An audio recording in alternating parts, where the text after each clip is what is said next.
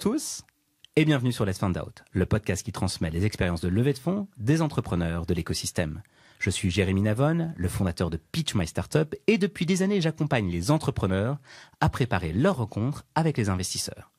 À chaque épisode, je m'intéresse au parcours d'un entrepreneur et aux grandes étapes de ces différentes levées de fonds. Attention, vous êtes sur le point de découvrir l'envers du décor. Qu'est-ce qui se cache derrière les millions de relevés et les articles élogieux que vous voyez passer tous les jours dans les médias. On estime souvent, à tort, qu'elles font la valeur des startups et qu'elles permettent de mesurer le degré de réussite des acteurs de l'écosystème. Mais qu'en est-il vraiment ? L'objectif de ce podcast, vous faire découvrir des entrepreneurs exceptionnels et leurs aventures de levée de fonds. Pourquoi ont-ils levé ? Comment ont-ils choisi leurs investisseurs ? Quelles ont été leurs plus grosses galères et leurs plus grandes réussites ? Alors, pour ne manquer aucun épisode, abonnez-vous dès maintenant sur vos plateformes préférées. N'hésitez pas à nous donner 5 étoiles et à nous laisser un commentaire. Attention au décollage, Let's Find Out, ça commence maintenant. Bonjour à tous, j'ai le plaisir aujourd'hui d'accueillir Dorian Ciavarella, qui est le cofondateur d'Evency, également cofondateur de Zelic, dont il va nous parler. Dorian, ça fait super plaisir de t'accueillir aujourd'hui. Bonjour. Hello Jérémy, super content d'être avec toi aujourd'hui. Tu as monté 2 boîtes. Evency, que tu as créé en 2016-2017, pour lequel tu as fait de multiples levées de fonds et que tu as revendu. Et aujourd'hui, tu montes Zelic, une boîte que tu as lancée en janvier 2023. Vous venez d'annoncer il y a quelques jours une levée de fonds énorme en précide de 5 millions d'euros, le plus gros précide d'Europe en 2023. Exactement. Ça fait super plaisir de t'accueillir sur ce podcast. Super content. Franchement, j'adore ce que tu fais et j'avais hâte de venir discuter avec toi aujourd'hui. Voilà, et hâte de discuter avec toi et d'en savoir plus sur ces différentes levées de fonds. Est-ce que tu as quelque chose à ajouter par rapport à cette présentation que je viens de faire de toi ? Tu m'as super bien présenté, mais Dorian, 32 ans, originaire de l'Est de la France. Différents types d'études, j'ai beaucoup voyagé, une trentaine de pays. J'ai monté plusieurs sociétés, dont 2 un peu plus connues comme Evency et Zelic. Et sinon, c'était parfait. Tu as fait la top présentation, donc content d'être là. Voilà, et on a hâte d'en savoir beaucoup plus, en particulier, c'est le thème de ce podcast, sur les différentes levées de fonds que tu as vécues, et puis surtout comment ça s'est passé. Cher Dorian, première question rituelle, de façon à remettre, j'aime bien le dire, l'église au centre du village. Est-ce qu'on peut refaire ensemble la chronologie des différentes levées de fonds que tu as faites ? Ouais, bien sûr. Alors, Evency créé en 2016-2017. 2016, création de la société en juin. On est étudiant, on finit notre master spécialisé. 2017, on est full-time, on se lance. Donc, première levée de fonds, 430 000 euros, entre le dilutif et le non-dilutif. Donc, 300 000 en dilutif, 130 000 en non-dilutif, avec principalement des business angels. Et c'était en septembre 2017. Donc, quelques mois après le full-time, on a fait une première levée avec des business angels qui nous ont suivis. Ensuite, une autre levée de fonds est venue un an d'après, une année après, donc 2018, donc c'était en octobre, où là, on a levé 2 millions d'euros, toujours avec des business angels. Et ensuite, en janvier 2020, on a fait notre 3e levée de fonds, c'était 4 millions d'euros. Et là, on a fait rentrer des family office et un fonds d'investissement en plus au capital. Ok, génial. Donc, 3 levées de fonds sur la première boîte, sur Evency.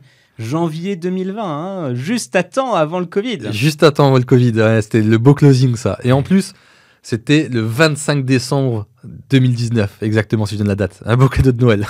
Tu m'étonnes. Et donc du coup, c'est une boîte que tu as revendue en 2021. Donc en fait, en 2021, tu t'apprêtais à faire une levée de fonds en série B. Ouais, exactement. On a vendu en octobre 2021 et on voulait faire une série B de 10 à 20 millions d'euros. On a commencé le roadshow, c'était en mars 2021. Et un mois après, j'ai une term sheet sur la table justement pour vendre la société. On a posé le pour et le contre. Ça s'est fini en dual track, donc pas seulement une levée de fonds, mais une vente aussi en même temps. Et donc, on a vendu la société à un fonds d'investissement américain qui s'appelle PSG. Et donc, on a vendu 100% de la boîte. Et ce fonds-là a créé un groupe français qui s'appelle Skippers, qui est un beau groupe leader sur le customer experience. Ok. Et fort de cette première expérience, donc vendu Evency en 2021, tu bosses pour Skippers pendant quelques années. Et puis, tu prends pas de vacances ? J'ai pris quelques mois quand même. Ouais, okay. J'ai fait chez Skipper, j'ai fait octobre 2021 à novembre 2022. Okay. Donc j'ai fait la passation, j'ai géré l'Europe, une fusion aussi au sein de l'entreprise parce qu'ils ont racheté 10 sociétés qu'ils ont fusionnées en un an. Wow. Donc c'est assez incroyable ce qu'ils ont réussi à faire, franchement du beau travail. Ensuite j'ai pris 4 mois pour moi, okay. Pour me reposer, j'en avais besoin après ces années intenses. Et j'ai décidé de me relancer. En fait, à la maison, je m'ennuyais. J'ai eu le temps de regarder Netflix, Disney, voyager, franchement faire des sports que j'avais jamais fait auparavant. Et là, je suis arrivé à un point où je me suis dit, j'ai 30 ans, il faut que je fasse quelque chose d'autre quand même. Donc, j'ai décidé de me relancer. Ok, pas de Netflix and chill jusqu'à la fin de tes jours. Non, franchement, 4 à 5 mois, j'avais tout vu. J'avais tous les abonnements, j'avais tout vu. Et je me suis dit, non, ça suffit, il faut quand même que je fasse quelque chose d'autre de ma vie. Je me suis même mis à jouer au Warhammer. Je sais pas si tu connais les Warhammer. Ah oui, non mais ça existe encore ce truc-là? Ah, ça existe encore, franchement, c'est hyper stratégique, j'adore. Mais pour te dire, je cherchais à m'occuper. Ok. Parce que finalement, quand tu vends ta boîte, tu as fait un bel exit, la chance que tu as, c'est que tu n'as plus besoin de travailler. Ouais. Mais tu t'ennuies parce que tu es en décalé avec tes proches. Ouais. Et donc, la question tous les matins, c'est qu'est-ce que je fais? Ok, je vais au musée, ok, je voyage un petit peu, ok, je découvre des nouvelles choses. Et après? Et en fait, il me manquait l'adrénaline du début. Ok. Et je me suis dit, il faut que je lance quelque chose d'autre. Et en fait, pourquoi je me suis relancé? J'ai 3 frustrations. Ok. La première, c'est d'avoir vendu la boîte à une centaine de salariés. La deuxième, Attends, c'est que... tu l'as pas vendu aux salariés, hein. Tu l'as vendu alors que vous étiez une centaine de salariés. Exactement, Ok. c'est ça. La deuxième frustration, c'est que l'influence marketing, c'était bien, mais c'était pas une passion. Ok. Et la troisième des choses, j'aimerais bien un jour qu'un SaaS français réussisse à manger le marché international. Ok. Et pas me faire racheter, mais moi racheter les boîtes. Voilà. Ok. Pour ça, je me relance. Donc c'est ça. Donc l'objectif, c'est que c'est toi qui rachètes la prochaine fois. Exactement. Donc Zelic, et donc vous levez tout de suite 5 millions dès le début. Dès le début. PowerPoint, sur quelques slides. Ok. Quand on est un repeat entrepreneur, ça existe. Ouais, c'est beaucoup plus facile parce qu'on connaît déjà les investisseurs, ils nous ont vu travailler au quotidien, ils m'ont suivi, ils ont vu la croissance que j'avais pu réaliser avec Ivancy. Je connais déjà les bonnes personnes à recruter également, tout va plus vite. Donc, et après, il y avait le feeling, on avait des super bonnes relations, je m'entendais bien avec tout le monde et ça a aidé pour le tour de table. C'est évident. Bon, en même temps, tu leur as permis de faire une belle exit. Donc, je comprends qu'ils il t'aimaient bien. Je me permets, donc, on va faire un petit flashback. Hein. On va recommencer, on va repartir un peu au début d'Ivancy, même si on va bien sûr aussi parler de Zelic aujourd'hui. Ivancy, créé en 2016-2017. Forcément, à un moment, tu fais une première levée de fonds. Enfin, forcément. Ouais. Là, en l'occurrence, ça a été le cas. Ouais. Pourquoi tu as été levé lors de la première levée de fonds en précide où tu as levé 300K? Et comment ça s'est passé? Ouais, super bonne question. On sortait d'études, on savait ce que c'était une levée de fonds, mais on l'avait jamais vécu, réalisé. On savait que ça nous permettait d'accélérer. On a commencé en fait avec 1800 € à deux. Okay. Donc en fait, c'était le capital social, un petit peu d'argent pour faire les premières communications. Et on n'avait pas énormément d'argent à l'époque avec Sylvain. On sortait d'études. Donc là, on a commencé à bêta-tester. On avait un Excel pour gérer les influenceurs. On n'avait pas de plateforme, on n'avait pas de développeurs. Mais grâce en fait à notre façon de travailler, on a mis les mains dans le cambouis, on a réussi à faire 30 000 € d'MRR, donc 30 000 € d'abonnement mensuel, assez rapidement. Et c'est là qu'on a décidé de lever des fonds. Et qu'on a levé des fonds, la question de se poser, c'est quelle est la valo, avec qui on lève, quel type d'investisseurs peuvent être intéressés. Et donc assez rapidement, on a été aiguillé grâce à des bons business angels qui nous ont dit, avec ce que vous faites aujourd'hui, vous pouvez lever à peu près entre 300 et 500K.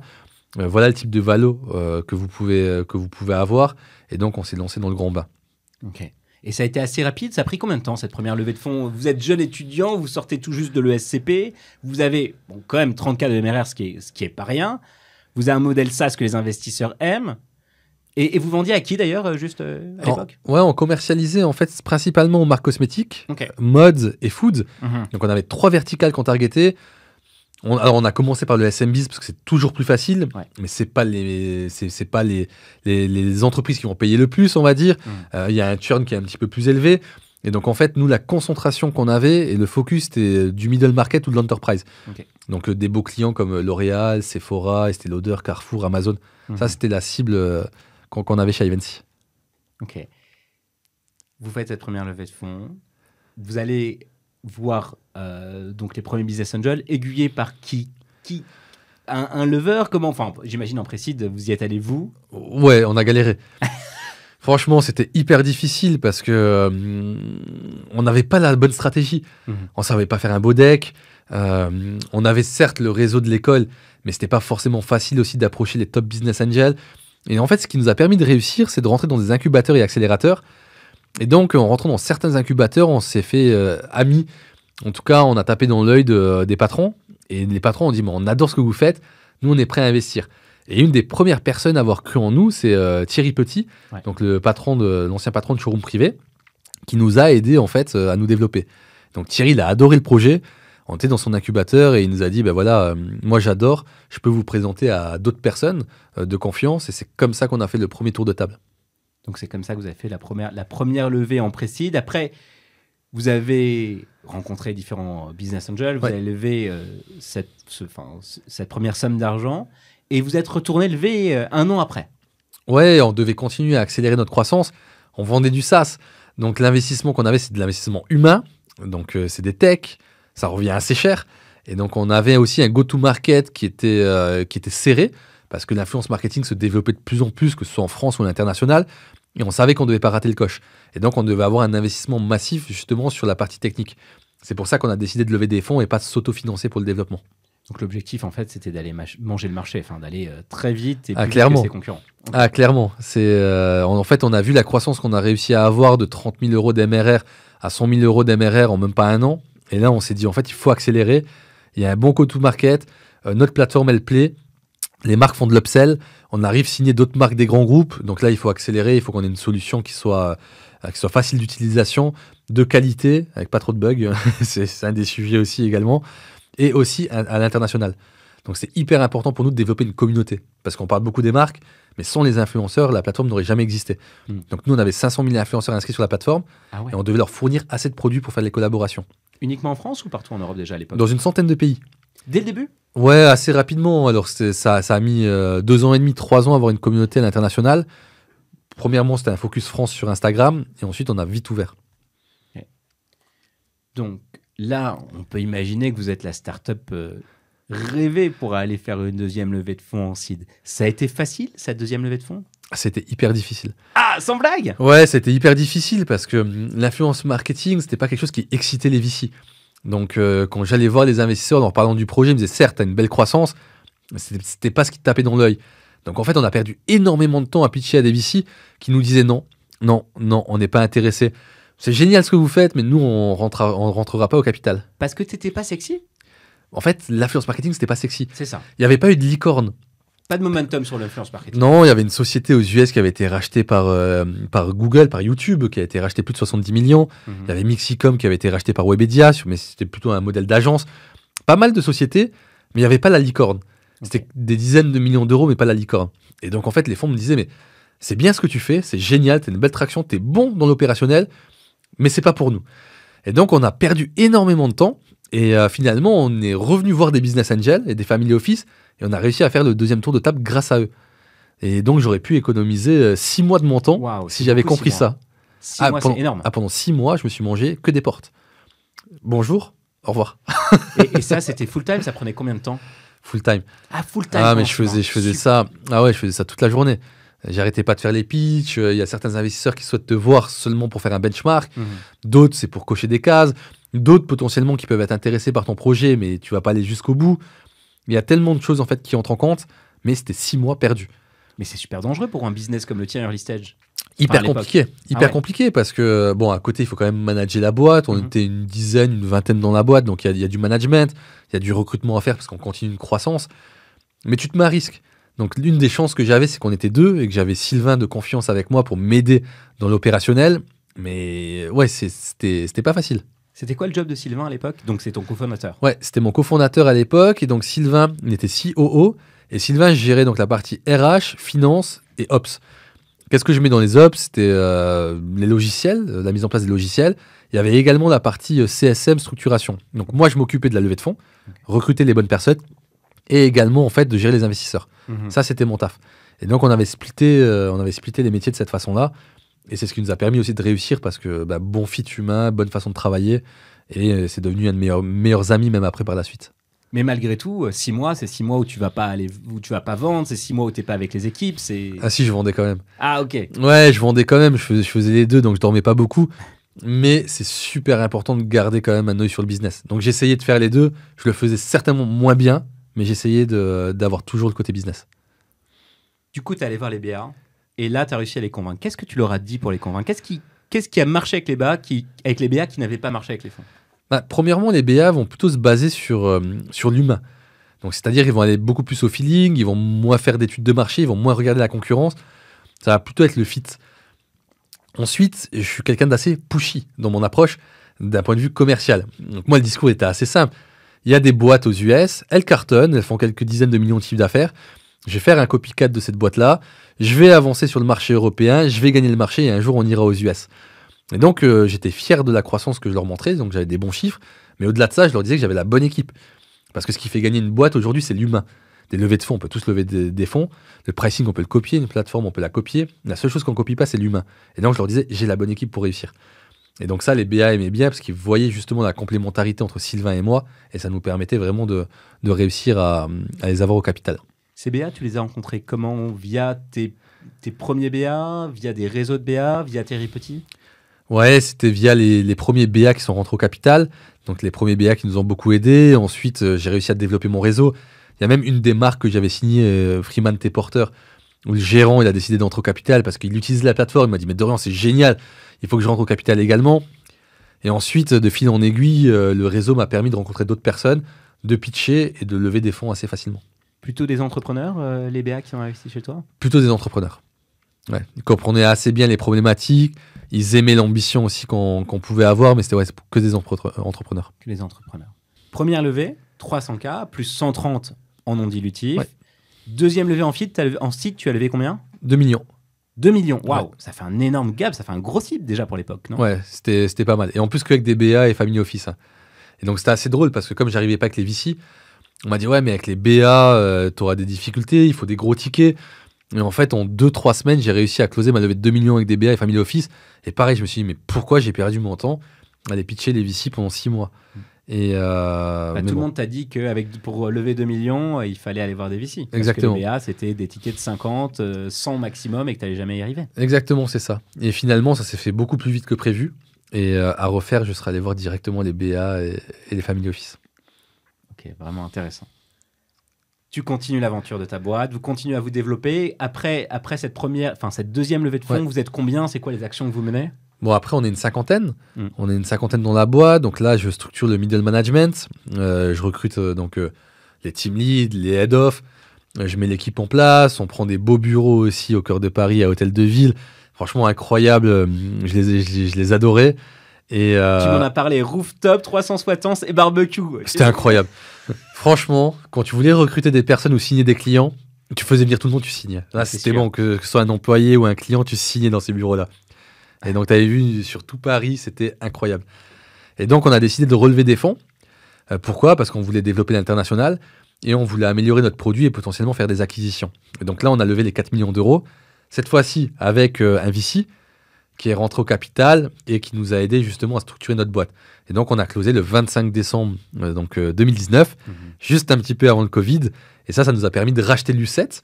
Donc, pendant le Covid, c'était en juin 2020.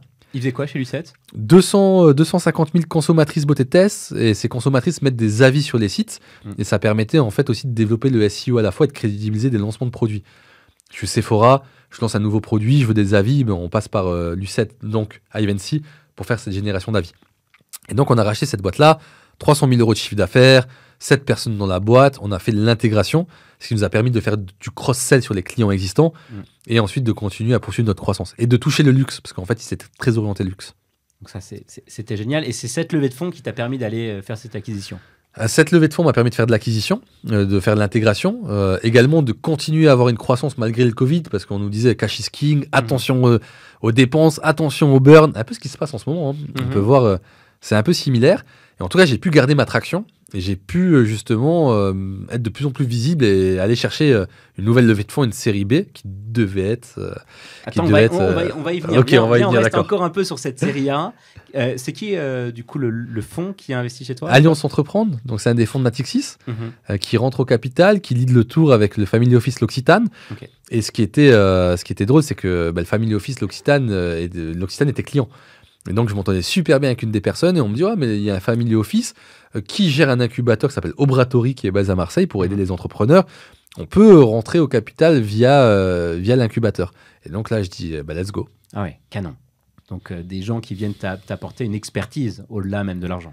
Exactement. Et t'ouvrir un marché. Donc, tu fais cette levée de fonds-là. Tu leur avais annoncé que tu voulais faire une acquisition? C'était dans les plans? Alors, on s'y préparait. Mais c'était pas sûr à 100% parce qu'il fallait screener le marché, il fallait voir les opportunités.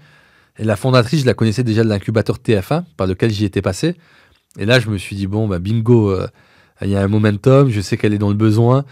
Nous, on cherche à croître, il faut y aller. Il faut y aller. Tu lèves ces fonds, tu rachètes cette boîte, vous faites l'intégration, vous continuez. Et 1 an après, bah attends, c'est tambour battant, c'était non-stop. 1 an après, tu es déjà en train de faire une série B. Exactement, c'est ça. Et un donc an là, après, je me mets sur la série B. Là, on était sur quoi? Alors, attends, c'est quand même une levée chaque année, hein, pour le coup. Ouais, exactement, c'est ça. J'avais un bon rythme de croisière. Et donc, on voulait lever entre 10 et 20 millions d'euros en dilutif. Et on a commencé le roadshow et au bout d'1 mois, donc on reçoit cette proposition sur la table, on n'a pas pu dire non. Ok. Et elle arrivait comment? Par quel biais détourné ou pas? Écoute, j'avais un cabinet M&A, donc un leveur de fonds qui m'aidait sur le roadshow. Mais en fait, on focusait levée de fonds. On devait pas vendre la boîte. Et en fait, il y avait des marques d'intérêt déjà des VC. On sentait que la levée de fonds, elle allait se faire. Hein. Franchement, c'était sûr à 100%. J'avais des co-invest qui étaient déjà intéressés. Les existants, ils voulaient remettre au capital. On était vraiment bien parti pour réussir la levée de fonds. Des investisseurs internationaux déjà à l'époque? Non, c'était principalement du franco-français. Ok.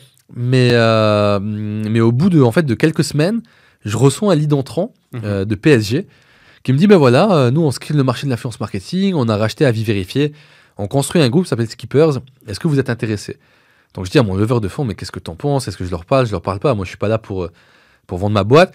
Il me dit, écoute Dorian, ça coûte rien d'échanger avec eux et de discuter. Je leur dis, bah écoutez, go, on est à Paris. Ils me disent, bah écoute, nous on est au UK, mais on vient vous voir à Paris pour faire un meeting. Je fais un meeting avec un des VC, donc de ce fonds-là. On discute ensemble, super bon match au bout d'1 heure. Il me dit, il faut que je te présente au CEO. La semaine d'après, je vois le CEO, je vois Olivier. Super bon match, même vision, mais sauf qu'ils avaient beaucoup plus de cash que moi, parce qu'ils venaient de faire une levée de plus de 100 millions d'euros. Okay. Et là, ils me disent, on est intéressé. Et donc, je me vois super bien travailler avec Olivier, parce que j'adorais sa vision, sa façon de voir les choses sur notre marché. Et je me suis dit, en fait, il faut que je les rejoigne. Et il faut qu'ensemble, on réussisse à devenir le leader international. Waouh. Donc, magnifique histoire sur cette première boîte Ivancy. Bien sûr, on va revenir sur Zelic. Mais sur cette première boîte, t'es presque devenu un pro de la levée. En fait, ça a occupé quoi, 30%, 40% de ton temps? Ouais, 30-35%. Après, ça reste des petits montants. Donc, c'est 6,5 millions au total. Il y avait eu des plus grosses levées de fonds qui ont pu suivre. Mais c'est vrai qu'en 2017, il n'y avait pas énormément de belles levées à l'époque. Je me rappelle qu'il y avait une boîte concurrente qui s'appelait Octoly. Ce qui est marrant, c'est qu'Octoly et Ivancy ont fusionné chez Skippers après. Donc ça, c'est génial pour avoir le marché européen et aussi US. Et ils avaient levé 11-12 millions d'euros. Ouais, c'était énorme à l'époque. Ils étaient dans le top 3 des levées en France. C'était incroyable. Donc bon, après, ça s'est excité. On l'a vu, mais ouais, j'ai pu apprendre en tout cas à travailler mes levées de fonds. Ouais. Du coup, c'est quoi tes conseils d'anciens professionnels et même d'actuels professionnels de la levée de fonds en tant qu'entrepreneur? Comment tu organises tes roadshows? Comment ça se passe? C'est quoi tes tips, tes bons conseils? Il faut une roadmap. Okay. Il faut un timing. Okay. Il faut réussir à mettre les investisseurs dans la seringue, c'est-à-dire les motiver et créer un momentum. Il y a le FOMO aussi, c'est ils ont peur de rater le deal. Fear of missing out, la peur de rater. Exactement, c'est ça. Il faut avoir des belles métriques, une belle croissance. Si on les connaît, ça aide aussi déjà, parce qu'en fait, ils nous connaissent, ils savent comment on travaille, on a gardé un lien. Donc, si on développe le réseau, c'est beaucoup plus efficace. Et après, si on lève plus de 3 millions d'euros, c'est vrai qu'un cabinet, un leveur de fonds, ça peut aider aussi à augmenter les chances de succès. Le leveur de fonds, vous l'avez pris quoi? Pour la série A, pour la série B? On l'a pris pour les 4 millions d'euros. Okay. Et pour la vente de la boîte. Les 2 premières, je les ai réalisées seul. Et ensuite, on a décidé de se faire accompagner.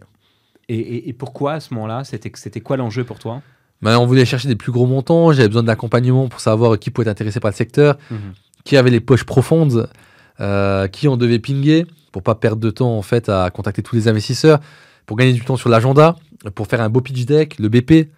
Voilà, c'est vraiment pour orchestrer l'intégralité en fait de la levée de fonds. C'est vrai qu'on n'en a pas parlé. La série A et la série A et les séries B qui s'est pas fait, c'est combien de temps pour faire la série A? Ça a pris 6-7 mois. 7 mois. Quand même. Ok. À peu près, ouais. Mais là, pour le coup, avec un leveur de fonds, du coup, tu avais plus de temps pour bosser. Ouais, exactement. J'avais plus de temps pour bosser. Je faisais un peu moins d'opérationnel. J'avais pris aussi un CFO après pour la série B où on a vendu la boîte. Et donc, ça me permettait de me concentrer aussi plus sur l'opérationnel et j'avais un peu plus de temps pour moi. Du coup, là, tu as l'air extrêmement serein. En même temps, on voit l'histoire a posteriori. Est-ce que tu étais stressé lors de ces levées de fonds? Ouais. Ouais. Ouais, j'essaie de me rappeler, tu vois, parce que celle de 5 millions, elle était rapide, hein, c'était facile maintenant. La dernière, hein, La Zelix, 5 Zelix. millions au bout de même pas 6 mois, quoi. Ouais, bon, en fait, au bout de la boîte, on la lance en janvier, février, c'était fini, quoi, c'était bouclé. On l'a lancé un petit peu plus tard, mais on savait qu'on avait déjà le montant, c'était très rapide. Mais à l'époque, ouais, j'étais stressé. J'étais stressé parce que je voyais le burn rate augmenter, notre cash qui diminuait. On voyait le mur. Et là, on se dit, il nous faut l'argent. Il nous faut l'argent. Mais il faut l'argent dans les bonnes conditions. C'est-à-dire avec une bonne valo, avec un bon pacte d'actionnaires, avec les bons investisseurs, dans le bon timing. Ouais, je stressais pas mal. Comment tu faisais pour gérer ce stress-là? La chance, c'est d'avoir des proches qui me soutenaient. C'est d'avoir la famille, les amis voilà, qui étaient là au quotidien pour moi. Il y a le sport qui peut aider aussi dans ces moments-là. Il faut extérioriser un petit peu. Donc ça pouvait également m'aider. Et un très bon cofondateur. Je pouvais vraiment m'appuyer sur lui. C'est-à-dire que le stress, il pouvait me calmer. Voilà. Bon, il a un tempérament, il était plus relax que moi, donc il savait me calmer. Là, tu es assez relax maintenant. Alors, en préparation de ce podcast, tu m'as dit quelque chose qui m'a bien fait marrer. Tu m'as dit, je prenais des bains. Mec. Ah ouais, mais tout le temps. Tous les jours. Tous les jours un bain. Le matin, je me réveillais, je prenais un bain, 30 minutes à 1 heure. Je restais dans le bain, j'écoutais des podcasts, je me détendais et je partais faire ma journée. Bah ouais. Il faut des rituels comme ça. Il faut des moments où tu te détends. C'est vrai que là, j'ai une baignoire et je le fais un petit peu moins. J'ai déménagé, mais c'est vrai que je devrais le refaire. Now is the time. C'est le temps de prendre des bains. Tu vois, il fait beau, il fait chaud, un petit bain juste tiède, on est au top. C'est intéressant parce que tu as presque fait une déclaration d'amour au Business Angel. On t'a fait tes 2 premières levées avec des BA, la dernière avec un VC, mais il restait énormément de BA et de Family Office.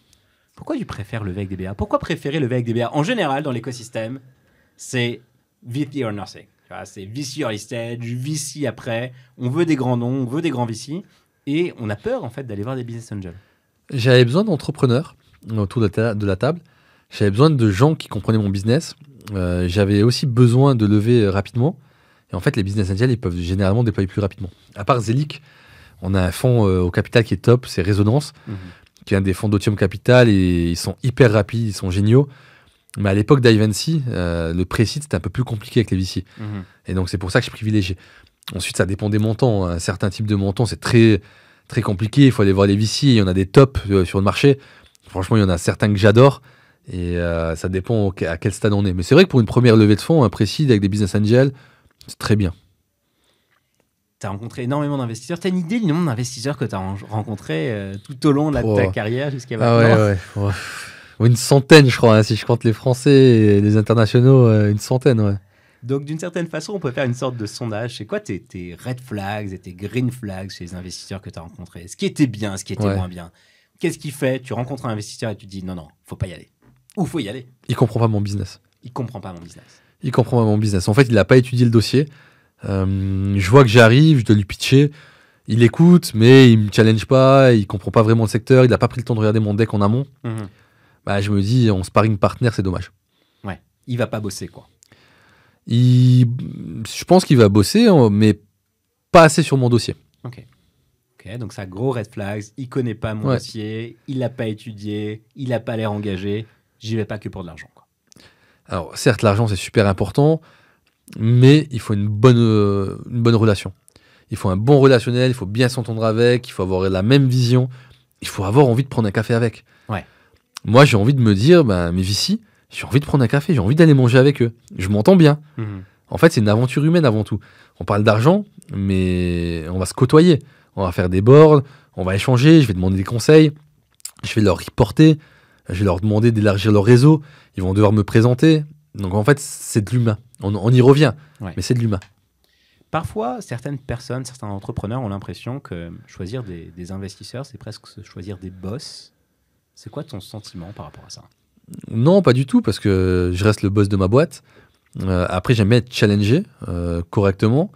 Moi, je le vois pas du tout de cette façon-là. Je le vois vraiment comme un sparring partner qui va m'aider au quotidien à atteindre des objectifs. On est dans la même histoire, dans la même aventure, on veut la même chose, on veut le succès de la boîte. Lui, il va avoir son carve-out, il va avoir ses objectifs. Moi, j'ai les miens également. Moi, je le vois vraiment comme une association parfaite. Et ouais. Donc voilà, je le vois différemment. Ah ben clairement. Parce que comme un boss, c'est pas lui qui va prendre des décisions opérationnelles. Non. Peut-être si un jour la boîte elle devient hyper grosse, je suis ultra dilué et en fait il me reste 5% du capital. Donc ouais, autant te dire que c'est comme si j'étais employé de cette boîte et il risque d'avoir des changements. Mais sinon, je le vois pas du tout comme ça. Du coup, des investisseurs qui te challenge, c'est quoi le pire conseil qu'on t'ait donné? D'un point de vue investisseur ou d'un point de vue en général? Bah les deux, ce que tu veux. En général, le pire conseil qu'on ait pu me donner et que j'ai pas respecté, et heureusement, c'est quand tu te lances, ne fais surtout pas de gratuit. C'est-à-dire, facture tout de suite, tu as un service, tu dois le facturer. Et en fait, nous, en faisant du gratuit au début, ça nous a permis d'avoir des études de cas à montrer, à prouver qu'on avait des bons résultats et ensuite d'aller voir les autres marques en leur disant regarde, ça fonctionne ce qu'on fait. Et donc, on avait des beaux logos à montrer. Et donc, heureusement qu'on n'a pas écouté ce conseil-là. Ouais, c'est un conseil très à la mode sur LinkedIn actuellement. Ne fais pas de gratuit. Ouais, en même temps, quand tu n'as jamais bossé, faut bien prouver que... Il faut tester, il faut avoir des bêta-testeurs. Alors, je ne dis pas que 100% des boîtes doivent faire du gratuit. Il faut pouvoir le faire. Et pas tout du long, pas tout au long de l'histoire. Non, une courte durée, mais c'est assez intéressant de pouvoir le tester. Si on peut facturer dès le début, ça fonctionne bien, on a un produit assez solide, go. Vas-y, tant qu'on fait du chiffre d'affaires, on a une croissance, c'est génial. En plus, moi, je suis sales oriented, donc il faut une croissance commerciale. Mais nous, ça nous a vraiment aidé de faire du gratuit au début. Donc, c'est presque le meilleur conseil que tu donnes. Est-ce que tu as des bons conseils, du coup, à nous donner ou des bons conseils qu'on t'a donnés que tu as envie de partager? Ouais, si on a une boîte tech, une bonne association avec un bon CTO, ça permet aussi de gagner du temps, d'avoir une tech solide, de ne pas faire des refactos tous les 4 matins, de ne pas perdre son CTO en cours de route et devoir changer. Donc, on a une perte de la connaissance de la plateforme. Bien s'associer avec un bon développeur, un bon tech, aussi qui a une capacité, au-delà du développement technique, de manager. Et ça, c'est important. Et s'il a besoin, c'est de lui mettre du coaching à disposition pour qu'il monte en compétences. Donc, sur Ivancy, pas de CTO cofondateur. Non. Mais là, sur Zelic, ouais. Ouais, sur Zelic, on a un super cofondateur, c'est Victor, qui est CTO, qui était anciennement CTO et cofondateur de Pumpkin, qui a été revendu à Crédit Mutuel Arkea, qui était investisseur chez Ivancy, donc c'est comme ça qu'on s'est connus. Ah ouais. Et quand il a su que je remontais une boîte, vu qu'il me connaissait bien, il m'a dit Dorian, moi, au-delà de réinvestir dans Zelic, je te rejoins dans l'aventure. Ça, c'est canon. Donc, tu as un de tes anciens investisseurs qui devient un de tes cofondateurs. Ouais, exactement. Et on revient un peu sur ce que tu disais sur le fit humain, en fait. En fait, tu crées des relations avec les gens et à un moment, il était ton invest. Aujourd'hui, il est ton cofondateur. Et potentiellement, demain, ce sera toi ton invest pour une prochaine boîte, quoi. Ouais. On reste dans l'humain. On reste dans l'humain. Pleinement. Toujours l'humain. En fait, une personne, aujourd'hui, on peut avoir un bon fit. Ça peut s'arrêter là. Mais par contre, peut-être dans 3 ans, vu qu'on a eu un bon fit, quelque chose peut se passer. On n'est jamais à l'abri. Et moi, je pars du principe, en fait, que toutes les relations qu'on peut avoir peuvent nous aider un jour. Et c'est hyper utile. Alors, l'être humain, Dorian, quand il va rencontrer des investisseurs, il s'habille comment? C'est quoi ton outfit de prédilection pour aller rencontrer des investisseurs? J'étais en jean, chemise, veste de costume et parfois chaussures, parfois basket. Ah ouais, t'allais claquer la veste quand même. Ouais, je mettais la veste. Pourquoi? Est-ce que tu te sentais mieux comme ça? Enfin, c'est intéressant. Ça dit beaucoup de choses. J'avais 26-27 ans. J'étais assez jeune et donc en fait, je voulais avoir une posture. Okay. Et donc c'est pour ça que je me mettais en semi-costume, on va dire. C'est le costume de l'école de commerce, on est d'accord. Ouais, c'est le costume de l'école de commerce. Mais c'est vrai que j'allais pas en mode pull, t-shirt. J'étais pas décontracté non plus. Ouais, tu jouais pas le start-upper jusqu'au bout, rien à foutre, t-shirt noir, basket troué. Non, pas du tout. C'est vrai que ça a changé depuis. Il y a pas mal de... Mais bon, après, de mon côté, il faut pas juger la tenue vestimentaire, il faut se baser plutôt sur la personne. Donc, ça me choque pas aujourd'hui, je trouve ça bien.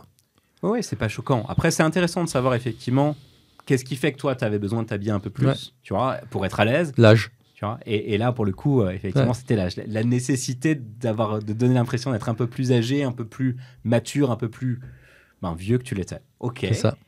Vous aviez une stratégie de communication particulière que vous avez mis en place avant la levée de fonds, pendant, après? Alors, on avait une stratégie de communication où on utilisait notre propre plateforme Ivancy pour se faire voir. Donc, nous-mêmes, on envoyait des produits à des influenceurs en leur disant communiquez sur Ivancy en parlant de nous. Donc, ce qu'on faisait pour les clients, on le faisait pour nous-mêmes, mais après, pas de stratégie particulière. Quelques posts sur LinkedIn, un peu de visibilité, quelques articles de presse, mais sinon, voilà, il n'y avait pas de stratégie particulière sur la levée de fonds. Quand tu as fait les levées de fonds, là, vous communiquiez un petit peu ou pas particulièrement? C'était Si, pas... il y avait toujours des articles de presse. Ouais, Ouais, classique. Hein. ouais, classique. On sait que ça marche bien, toujours. Des podcasts aussi. Des podcasts, quelques blogueurs qui parlaient de nous, de la solution. Mais ouais, il faut toujours communiquer, c'est super important. Et du coup, là, c'est ce que vous avez fait sur Zelic. Hein. Vous avez presque préparé cette opération de com au millimètre pour pouvoir communiquer sur ces 5 Et c'est pas fini. Et c'est pas fini. Et c'est pas fini en plus. Non, il y a beaucoup de choses qui vont arriver là dans les prochains jours. Mais ouais, là, on l'a préparé. Donc en fait, sans le savoir, on fait partie du plan de com, presque. Bah, c'est génial, tu vois. J'adore. Est-ce que tu as un big up à faire un business angel ou un investisseur que tu aimes particulièrement, qui t'a particulièrement aidé? Ouais, j'en ai plein. Ouais, il faut pas qu'ils m'en veuillent si j'en oublie, mais il y a Christian Vigneault, qui était un business angel, directeur d'un grand groupe, qui m'a beaucoup aidé, qui venait passer 2 jours avec moi au bureau gratuitement pour m'aider sur les thématiques. Il payait son hôtel, il me payait le restaurant. Il a investi dans la boîte, mais en fait, il le faisait vraiment pour me faire plaisir et pour m'aider. Incroyable. Ensuite, j'ai eu les premiers business angels du début. Donc Thierry Petit, Cyril Vermeulen, Didier Kuhn, qui étaient incroyables avec moi et qui m'aidaient au quotidien. Tous les mois, on prenait 3 heures, 2-3 heures, on mangeait ensemble, ils répondaient à mes questions, ils m'aidaient. Wow. C'était incroyable. Des vrais mentors, quoi. Ouais, des vrais mentors et qui m'ont vraiment permis de passer des steps. J'ai pris un coach ensuite. J'avais un coach pendant 2 ans qui m'a aidé aussi à me structurer, à développer mes compétences. C'est vrai qu'on n'en parle pas beaucoup de ça, mais c'est super important d'avoir un coach. En fait, on peut pas tout apprendre. Il y a des personnes qui ont pu le faire avant nous. Pourquoi se priver? Et donc, par exemple, dans ma nouvelle boîte, je mets un budget de 7 000 € par manager pour qu'ils puissent monter en compétences. Wow. Et donc, je leur dis, prenez des coachs. Et c'est quel type de coach, en 2 mots? DG d'un grand groupe, donc il s'appelle Alexandre Ricardo, et donc il m'aidait au quotidien sur mon coaching, et c'était génial. Okay, donc c'est ça qui t'a permis d'être prêt. Donc Alexandre qui a été cité, les business angels dont tu as parlé, que vous pouvez bien sûr aller voir. Hein, il est aussi pour vous ce podcast, et c'est aussi pour ça qu'on parle de CBA. Allez solliciter avec vos magnifiques projets. Janvier 2023, tu montes Zelic, une solution pour les commerciaux. Et là, tu lèves tout de suite. Exactement. Ça faisait partie du plan. Explique-nous ça. Ouais, en fait, Zelic, qu'est-ce que c'est en termes de solution? Ouais, déjà. On permet d'automatiser les leads. On permet d'enrichir les leads automatiquement avec les bons mails, les bons numéros de téléphone, les bonnes informations. Ensuite, on permet de faire de la prospection via du multicanal. Zelic, on lève 5 millions en 2 semaines. On joue avec le réseau des business angels que je connaissais déjà. Quelques fonds qui me pingent, j'accepte quelques rendez-vous.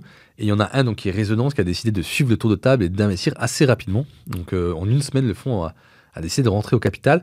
Ce qui est assez rare pour un fonds d'être aussi réactif. Donc franchement, bravo à Alban, bravo à Maxime. Ils sont géniaux. Et donc, comment j'ai préparé ça? Premièrement, j'ai demandé à mes anciens investisseurs s'ils étaient intéressés. Deuxièmement, j'ai demandé aux autres copains que je pouvais avoir qui n'étaient pas dans ma précédente boîte et qui me disaient, Dorian, un jour où tu te lances, il faut que tu nous laisses une part de capital. Donc, c'est des entrepreneurs que tu connaissais de ta vie d'entrepreneur. Exactement. Donc là, je leur dis, OK, on arrive à 1,7 million assez rapidement. 2 jours, j'étais à 1,7 million. Et là, je me dis, je vais étendre. Et donc, je décide d'étendre et assez rapidement, je complète le tour de table. D'étendre parce que tu en avais envie, tu en avais besoin. 5 millions, c'était un objectif? Non, c'était pas un objectif. À la base, on voulait lever beaucoup moins. Mais en fait, quand j'ai vu que ça prenait, qu'il y avait un engouement en fait, sur notre équipe, qu'il y avait un engouement sur notre secteur d'activité, je me suis dit, si je veux être leader de mon marché et aller concurrencer des boîtes américaines, j'ai pas le choix. En fait, il faut que je vois grand. Il faut que je vois beaucoup plus grand que ce que j'avais pu faire avec Ivancy, même si on a déjà fait quelques succès. Et je me suis dit, je vais prendre les 5 millions, je vais créer cette boîte-là pour qu'on soit le leader de la sales tech dans le monde entier. Donc, tu vas dépasser les Salesforce, les Pipedrive, les Hotspots, c'est ça la vision? On va se connecter à eux. Ok. On va se connecter à eux. Notre vision à nous, en fait, c'est d'aller concurrencer des boîtes américaines qui ont une partie data et une partie prospection. Donc, parmi les concurrents, je peux citer Apollo.io, je peux citer Seamless.ai. Et donc, nous, le but, c'est de permettre d'avoir les bons contacts, d'enrichir et de prospecter. On automatise le métier des sales ops, on permet aux commerciaux en fait d'augmenter leur efficacité, et donc on est la nouvelle solution avec de l'intelligence artificielle ajoutée dedans justement sur la partie scoring des leads et la partie prospection pour révolutionner le secteur d'activité.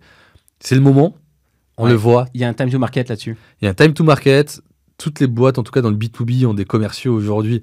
Donc le pipe est assez profond en termes de profondeur de marché. Et on a la bonne équipe pour le faire. Et on a l'argent en plus pour le faire. Le All-in-One Platform. 5 millions, c'est ce que lève une entreprise américaine en pré-seed? Alors j'ai vu mieux. Hein. J'ai vu des entreprises américaines lever 17 millions en pré-seed. C'est dingue. Mais c'est vrai qu'en Europe, en tout cas sur le marché européen, on est une des plus grosses levées, en tout cas en pré-seed. Ouais. Donc tu te donnes les moyens de ton ambition. Vous êtes 3 cofondateurs? 3 cofondateurs. Vous avez déjà une équipe, j'imagine? On est déjà une vingtaine. Ah ouais. Une vingtaine dans 50% de tech. 50% de tech. Donc là, full tech. T'as ton cofondateur CTO, t'as déjà une équipe de tech et tu montes une boîte tech. Ouais, et j'ai mon CEO cofondateur qui était Guillaume. Donc Guillaume, c'est le CFO de chez Ivancy, qui a déjà la partie structuration, qui m'a aidé à vendre ma boîte, qui me connaît par cœur.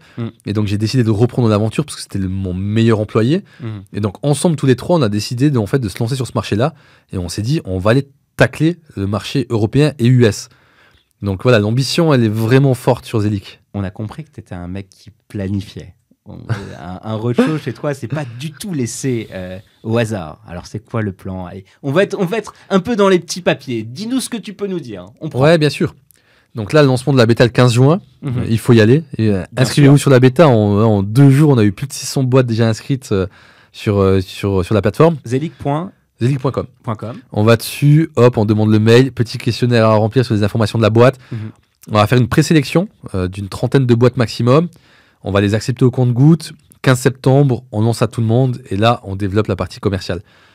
Donc, dans le plan qu'on a aujourd'hui, 15 septembre, la V1, elle sort. En facture, croissance rapide sur l'année 2023. 2024, on regarde le marché, on regarde la traction qu'on a pu avoir, on décide de faire un nouveau roadshow. Donc, on va certainement l'attaquer Q1, Q2. Et après, on va essayer de taper les top fonds. Pour un gros seed, là, pour le coup. Ouais, pour un gros seed ou une grosse série A. Ouais, vous allez sauter le seed, quoi, les stades du seed. Ok. Et là, pour aller à l'international, c'est vraiment ça l'idée. Hein. Ouais, c'est pour aller à l'international. Aux US direct? Alors là, on a déjà pas mal de personnes des US qui sont inscrites pour avoir la solution. Notre head of marketing, elle n'est pas française. Donc, on parle déjà l'anglais en interne. Le site internet, il est que en anglais. Donc, en fait, on a déjà une dimension internationale. Le marché français ne m'intéresse pas aujourd'hui. Ouais, c'est vraiment la dimension inter. Donc, attends, mais les Français compris ou même pas? Les Français compris, bien sûr. Il faut que les Français viennent sur la plateforme. Mais en fait, c'est une dimension internationale. Dès le début, vous êtes international depuis le premier jour. Exactement. Okay. Et effectivement, vous communiquez en anglais sur LinkedIn.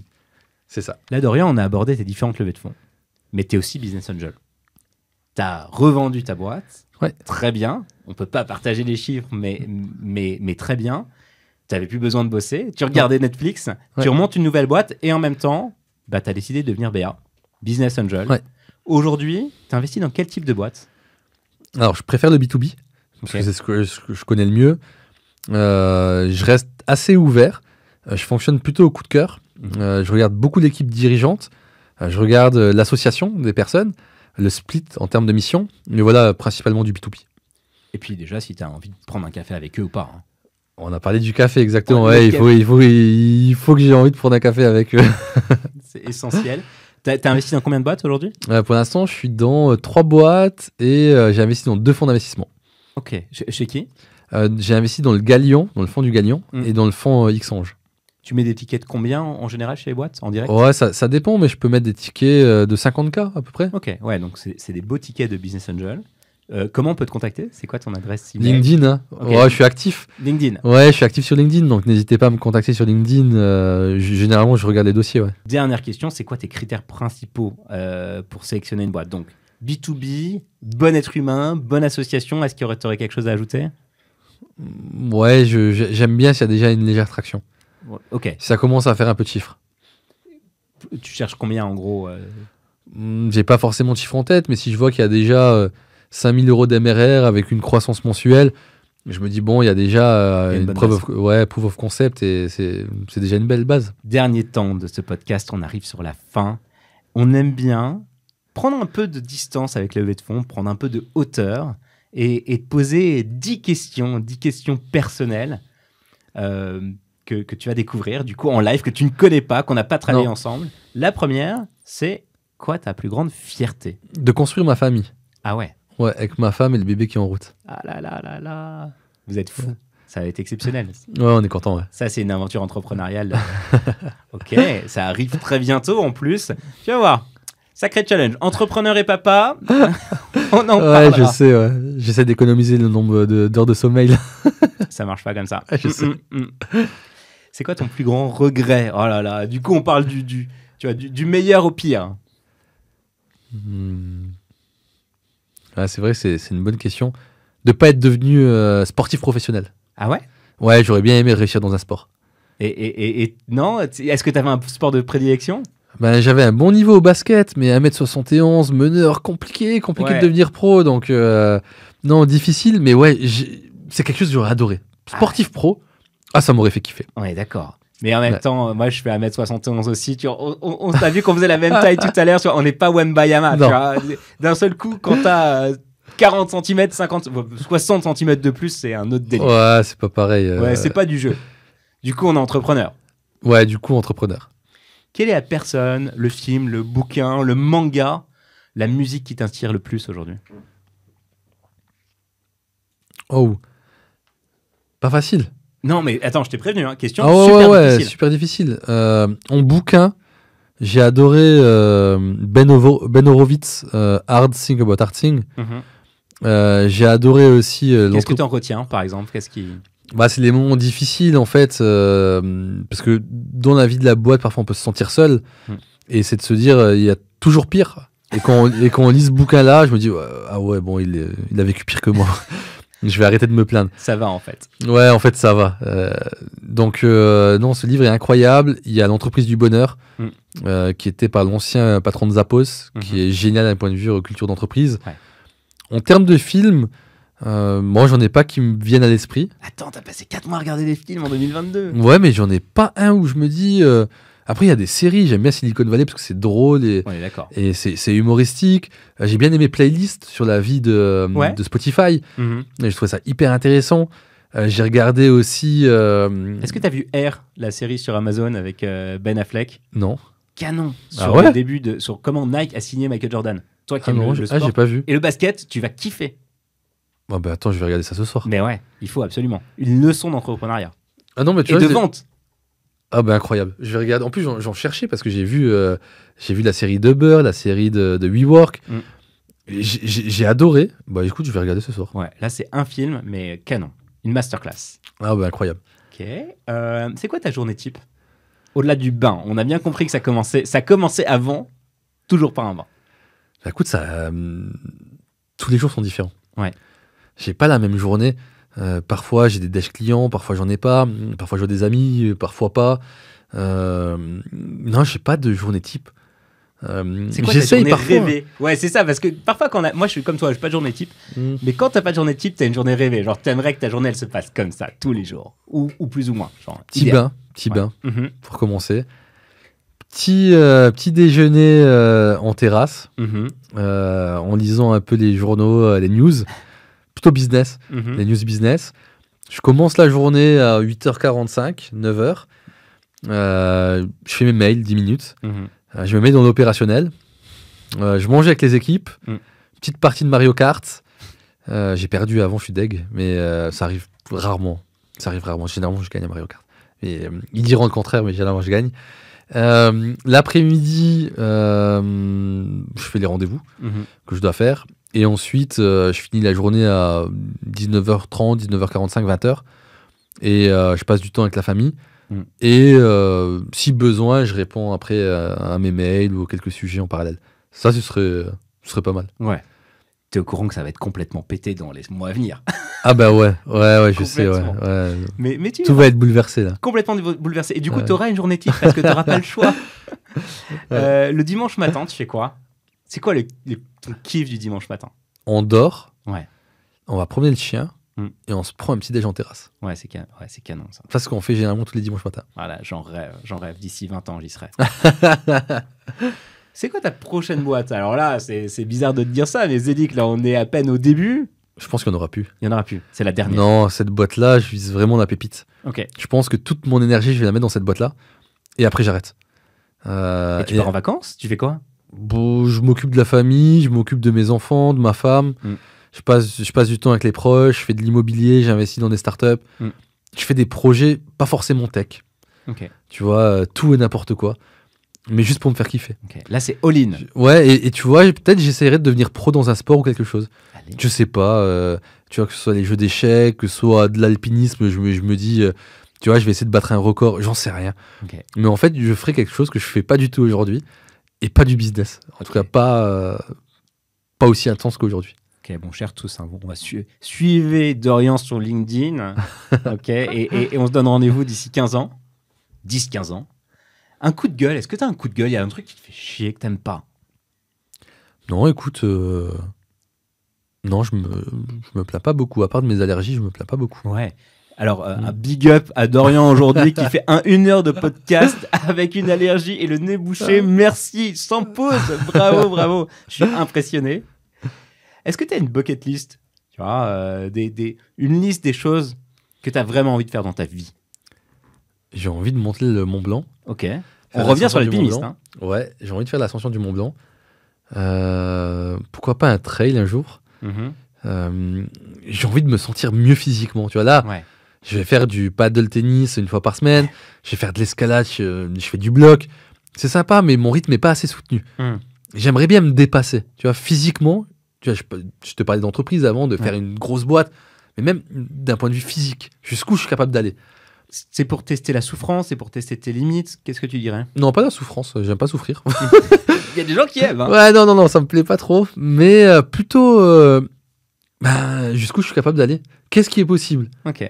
C'est à quel moment en fait je vais avoir des difficultés et je vais me dire bon, j'ai atteint ma limite, c'est génial, et j'arrête et je fais quelque chose d'autre. Ok, donc là c'est l'Instagram de Dorian d'ici 15 ans qu'il faut suivre. Ah, mais écoute, je poste sur mon Instagram en plus. Je mets que des photos de la vie de mon entreprise. Ah ouais. Donc si on va sur mon Insta là, on voit toute la vie de la boîte, de ce que j'ai réussi avec Ivancy, mes débuts, jusqu'au développement de Zelic, les changements de logo, t'as tout. C'est canon. Mais t'as rien de perso dessus. Ok. C'est que du pro. Ouais, je suis comme toi. Quoique parfois, une fois de temps en temps, un pain. Si tu veux changer le monde, et c'est la dernière question que je vais te poser aujourd'hui, même si j'en ai encore des dizaines à te poser, tu ferais quoi pour changer le monde? Qu'est-ce que tu changerais? J'aiderais les handicapés. Ouais. Pourquoi? Parce que tu as des personnes handicapées dans ta famille? Parce que... Mon père a des problèmes d'audition. Et c'est vrai qu'il y a rien qui existe contre les acouphènes.